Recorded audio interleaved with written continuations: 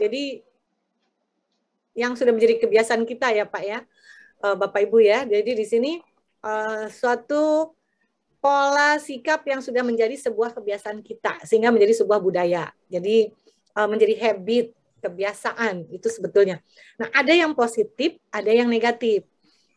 Positif misalnya kayak budaya biasa, budaya gotong royong, misalnya dalam satu komunitas ya, dalam satu komunitas di suatu daerah itu di sana biasanya masyarakatnya memang saling gotong royong. Nah, itu salah satu budaya. Kemudian ada orang yang terbiasa menunda-nunda pekerjaan, itu salah satu budaya. Jadi dia menggampangkan ya, istilahnya procrastinate. Jadi menggampangkan, nanti juga selesai, nanti sudah selesai. Misalnya arsip nanti aja dia dirapihkannya.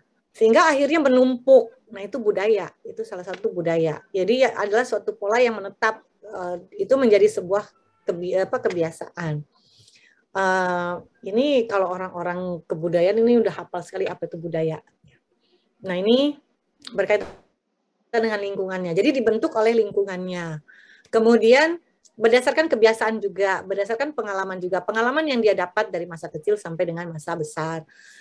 Makanya kalau ada orang yang memang terbiasa, misalnya dia bekerja sendiri, ada orang karena memang dia mungkin dia berasal dari misalnya anak tunggal, ada ya anak tunggal, atau dia anak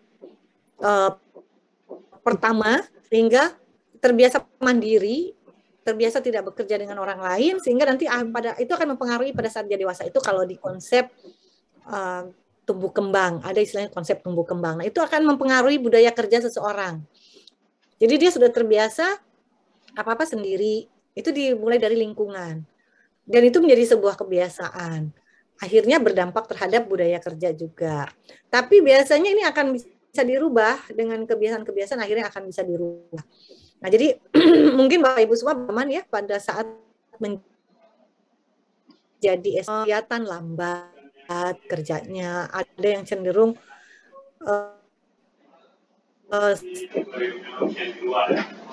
tetap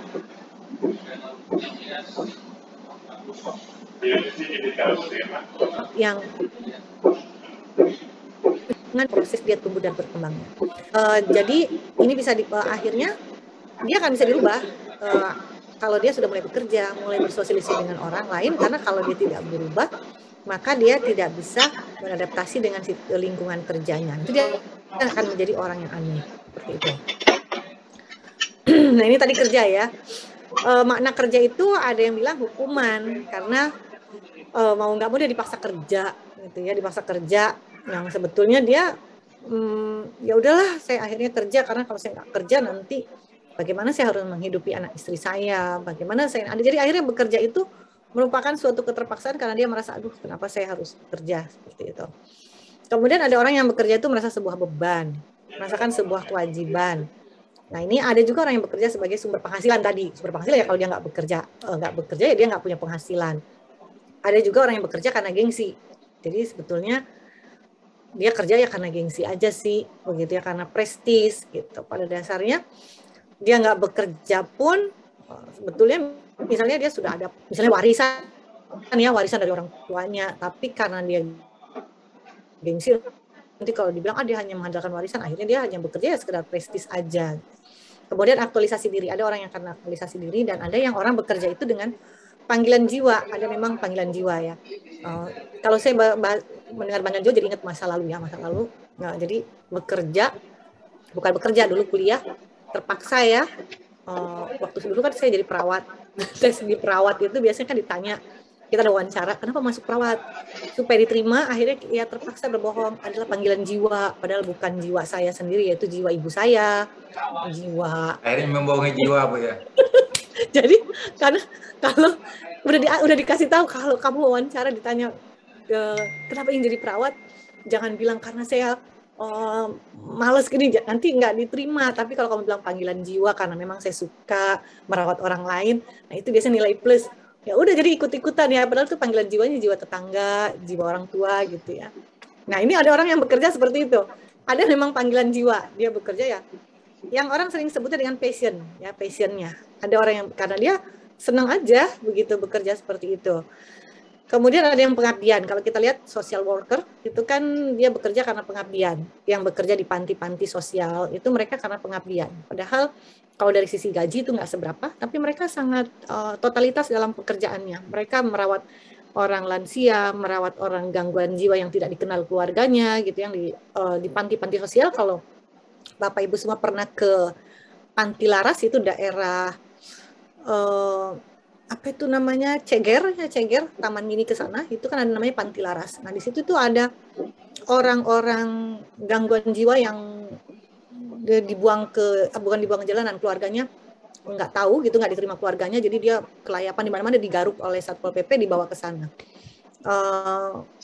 Petugas-petugas panti itu merawat mereka dengan baik. Nah itu karena dia pengabdian, padahal gaji mereka dari Kementerian Sosial itu nggak seberapa, tapi mereka benar-benar karena pengabdian ya. Jadi dia merawat, memandikan, kemudian lansia juga gitu mereka urusin gitu ya. Belum kalau di panti apa ya, lansia-lansia itu kan kadang suka buang air sembarangan gitu di panti. Itu mereka merawat dengan tulus. Itu karena makna kerja bagi dia adalah sebuah pengabdian.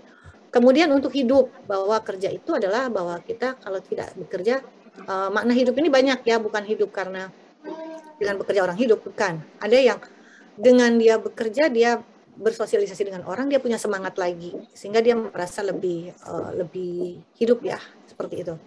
Kemudian ibadah dan lebih memanusiakan diri. Kemudian juga makna kerja ya bekerja, seperti itu. Ini makna kerja. Nah, makna budaya kerja kita bisa definisikan adalah sekumpulan pola perilaku yang melekat secara keseluruhan. Nah, ini banyak tentang budaya menurut agama. Kemudian ini manfaat budaya kerja. Nah, tadi sesuai dengan yang Bapak diskusikan bahwa kalau tidak dimanfaatkan, Bapak Ibu semua tadi mendiskusikan apa dampak negatifnya.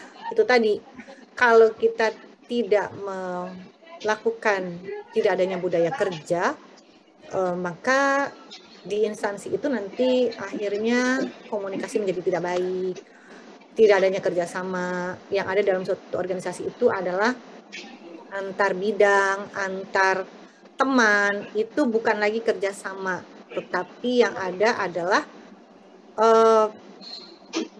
bukannya lagi harusnya kan saling bekerja sama ya, tetapi yang ada adalah berkompetisi. Yang harusnya kan saling berkolaborasi, tetapi bukan kolaborasi, yang ada adalah kompetisi. Nah, harusnya kompetensi, tetapi karena tadi ego bidang, ego individu, akhirnya bukan dalam sebuah organisasi, bukannya yang terjadi itu bukannya super tim, yang adalah superman. Karena tadi ada individu yang tidak mau bekerja sama, terbiasa bekerja sendiri, kemudian ada antar bidang yang mereka ingin menunjukkan bahwa bidang saya yang paling baik bekerja, sehingga akhirnya tidak ada proses kooperasi, yang ada adalah kompetisi. Nah, kemudian ini karena komunikasi juga tidak ada. Dan biasanya dengan adanya budaya kerja itu menimbulkan kepemimpinan yang partisipasif, kemudian juga ada hambatan-hambatan psikologis itu bisa dihilangkan, serta suasana kerja menjadi menyenangkan. Nah, tadi kan di dampak negatif katanya suasana kerja menjadi tidak menyenangkan. Dan biasanya budaya kerja ini mendorong kreativitas pegawai, karena pegawai biasanya ingin menunjukkan suatu kinerja yang baik. Tapi biasanya kalau organisasi yang tidak mendukung seperti itu, biasanya akhirnya menimbulkan budaya kerja yang tidak nyaman bagi karyawannya, dan kreativitas biasanya menurun karena biasanya percuma saya begini juga nanti kayak begitu. Tuh. Ini ada 3 nilai revolusi mental sebetulnya: integritas, kerja keras, dan gotong royong. Nah, ini sebenarnya bisa diintegrasikan dengan berakhlak. Di berakhlak, integritas itu masuk di akuntabel. Di akuntabel. Dengan akuntabel otomatis kita karena kita bekerja harus berorientasi pelayanan. Untuk berorientasi pelayanan itu kita memberikan pelayanan yang baik, salah satunya adalah berintegritas, yaitu bekerja dengan baik. Kemudian kerja keras. Nah, kerja keras ini salah satunya bahwa kita tuh harus handal ya dalam bekerja untuk bisa memberikan pelayanan yang baik. Berakhlak, harmonis ya. Jadi akuntabel, kompeten. Nah, untuk kita bisa kompeten, untuk kita bisa memberikan integritas, otomatis kita harus kompeten. Sehingga akhirnya kita bisa bekerja keras. Dan terakhir, di sini gotong royong. Gotong royong ini kalau di berakhlak, ini masuk di harmoni dan kolaborasi sebetulnya. Jadi bisa diinsertkannya ke sana sebenarnya. Karena pada dasarnya kita tidak akan bisa kalau tidak bekerja sama dengan orang lain, maka pekerjaan kita tidak akan optimal. Ini sebetulnya sudah Bapak Ibu semua sudah paham ya, tadi dari hasil diskusi itu kita tahu ini gotong royong, membangun integritas, ini juga etos kerja, Bapak Ibu semua tahu etos kerja, membangun budaya gotong royong.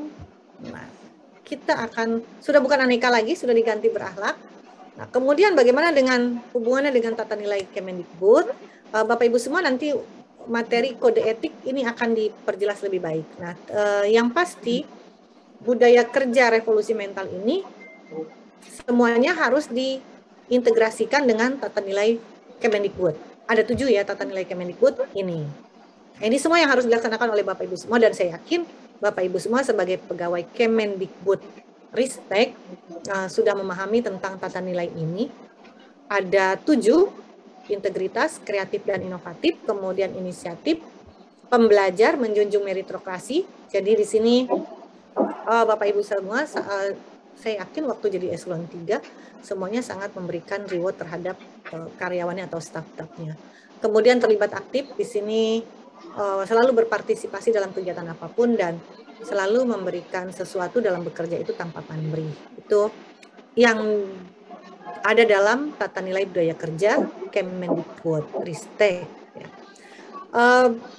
Bapak Ibu yang di perguruan tinggi kan sebelumnya memang pernah lepas dari Kemendikbud ya, berpisah ke Ristek.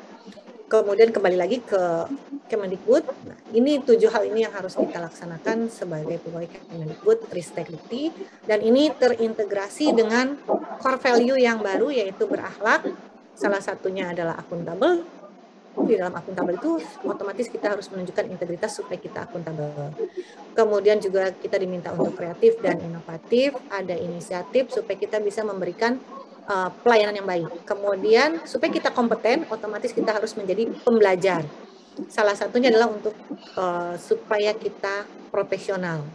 Sehingga katanya kita harus sering belajar dengan meningkatkan pengetahuan.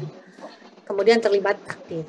Nah, ini Bapak Ibu semua dari budaya kerja, dari revolusi mental kita integrasikan dengan tata nilai budaya Kemendikbud dan juga kita integrasikan dengan core value berakhlak supaya kita bisa menunjukkan kinerja arsiparis yang baik.